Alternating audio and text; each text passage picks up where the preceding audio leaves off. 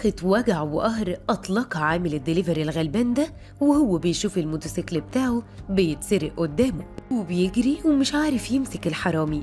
الشاب ده شغال عامل توصيل بياكل عيش باليومية، والموتوسيكل ده هو وسيلته الوحيدة عشان يقدر يعيش وياكلها بالحلال.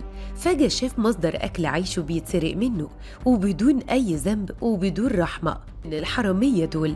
الفيديو وثقته كاميرا مراقبة في الشارع وظهر فيها 2 راكبين موتوسيكل وقفوا فجأة لما لقوا الموتوسيكل بتاع عامل دليفري واقف ومفيش أي حد جنبه.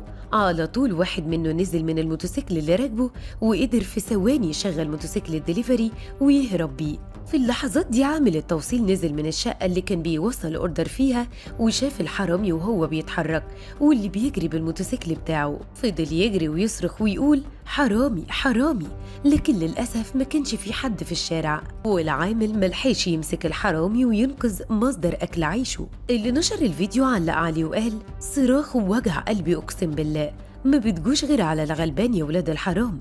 السرقة تمت بتاريخ 31/8/2025 واللي حصلت في المقطم شارع 81. المندوب طلع يسلم أوردر ولما نزل لقى ولاد الحرام دول سارقين الموتوسيكل وجريوا ملحقش يجيبهم.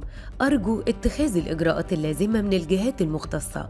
رواد مواقع التواصل الاجتماعي نشروا الفيديو على نطاق واسع، وإن شاء الله رجالة وزارة الداخلية يوصلهم الفيديو ويقدروا يجيبوا الحرامية دول في أسرع وقت ممكن عشان يكونوا عبرة لغيرهم. والبعض قال كمان يا ريت يا جماعة الشرطة تلحق تمسك الحرامية دول ويرجعوا الموتوسيكل لصاحبه قبل ما يحصل له حاجة ولا يموت مقهور.